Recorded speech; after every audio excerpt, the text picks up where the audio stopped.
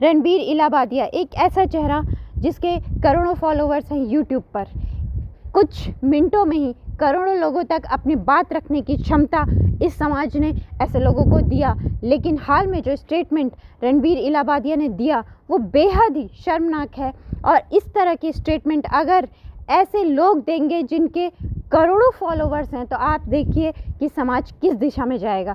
समाज को दिशा देने की क्षमता रखने वाले लोग इतना इररिस्पॉन्सिबल अगर बिहेवियर करेंगे तो निश्चित रूप से ऐसे लोगों पर लगाम लगाना बहुत ज़रूरी है। इस वीडियो के वायरल होने के बाद से फिर से एक बार ये आवाज़ उठने लगी है कि क्या अभिव्यक्ति की आज़ादी और अश्लीलता में कोई अंतर नहीं रह गया है? क्या हम अभिव्यक्ति की आज़ादी को इतना बड़ा दायरा दे दें कि वो समाज की दिशा ही बदल दे? अश्लीलता को अभिव्यक्ति की संज्ञा देना कहाँ तक सही है? इस बात पे फिर से चर्चा छिड़ गई है और ये बात हमें फिर से सोचनी पड़ेगी, क्योंकि सोशल मीडिया का ज़माना है। सोशल मीडिया पहले लिमिटेड था, लेकिन आज डाटा फ्री हो गया है। काफ़ी हद तक हर जगह मोबाइल रीच कर रहा है। गांव-गांव तक जहां पहले बिजली नहीं थी वहां आज सबके पास 4G के फ़ोन हैं। आगे बाद जब हम कानून की किताबें पलट रहे हैं कि ऐसे लोगों पर जिनके इतने फॉलोअर्स हैं और उसके बाद ये लोग गैर जिम्मेदाराना स्टेटमेंट देते हैं, तो ऐसे लोगों को लगाम लगाने के लिए क्या हमारे पास कानून है? तो कई लोगों का ये कहना है कि हमारे कानून के हाथ खाली हैं। कोई ऐसा ठोस कानून नहीं है जो कानून ऐसे लोगों पर लगाम लगा सके जो अश्लीलता परोसते हैं सोशल मीडिया पर कंटेंट बनाने के नाम पर। जो लोग गलत सिखाते हैं, गलत बातें फैलाते हैं, ऐसे लोगों पर लगाम लगाने के लिए कोई ठोस कानून हमारे देश में नहीं है। कुछ सेक्शन है BNS में भी, कुछ सेक्शन IT एक्ट में भी है, लेकिन वो बिखरे सेक्शन है। पर सोशल मीडिया को कंट्रोल करने के लिए कोई भी कानून अभी तक हमारे देश में नहीं है।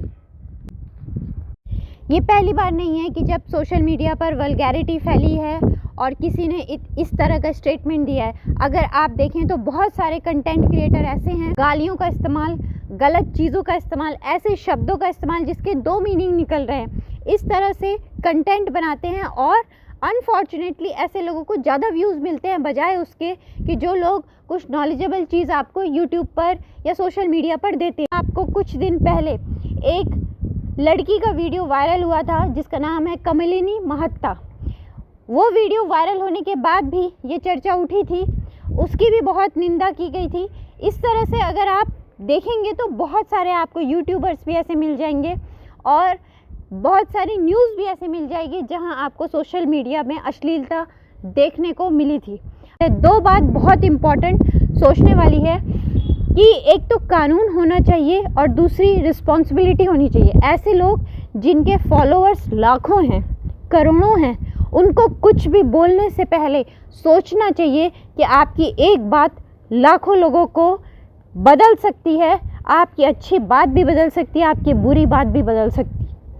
तो जब आप इस जगह पे खड़े हैं और फिर इस तरह से गैर जिम्मेदाराना काम अगर कोई करता है तो ये एक अपराध है और ये अपराध ऐसा है जो समाज की जड़ों को ख़राब कर रहा है। हमें इस नज़रिए से इसको देखना चाहिए कि ये अपराध, माना कि किसी की हत्या नहीं हो रही है, लेकिन आप संस्कारों की हत्या कर रहे हैं। इस दृष्टिकोण से इसको देखना बहुत ज़रूरी है। अगर समाज में संस्कार नहीं होगा तो निश्चित रूप से आप अपराध को नहीं रोक पाएंगे। अगर आपके समाज में संस्कार हैं तो ही एक भाई अपनी बहन को बहन समझेगा, एक लड़का एक लड़की को देवी समझेगा। ये संस्कार थे जो संस्कार धीरे धीरे मरते चले गए और अब लड़की अपने घर में सुरक्षित नहीं है। हम सुरक्षा के लिए चाहे कितने कानून बनाएं, लेकिन अगर हम संस्कारों की हत्या कर रहे हैं तो हम कानून से बहुत ही रेयर केसेस को ही सज़ा दिला सकते हैं, लेकिन हम सुरक्षा नहीं दे सकते।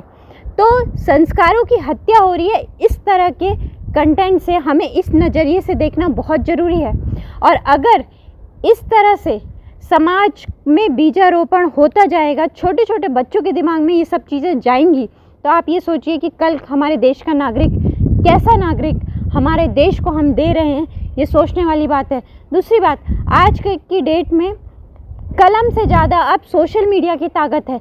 इसके अंदर ताकत है कि हम आज बोल रहे हैं और कुछ मिनटों में, जैसे यूट्यूब पे वीडियो अपलोड होता है, कई लोग इसको देख सकते हैं। अगर वीडियो वायरल हो गया तो लाखों लोगों तक ये बात पहुंच जाएगी।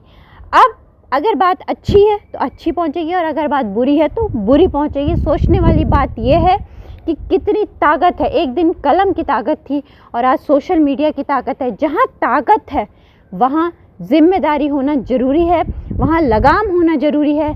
और ये बहुत ज़रूरी है कि हम इस बात को सोचें कि जहाँ हमने ताकत दी है वहाँ जिम्मेदारी होनी चाहिए, और अगर जिम्मेदारी नहीं है तो वहाँ कानून की लगाम होनी चाहिए।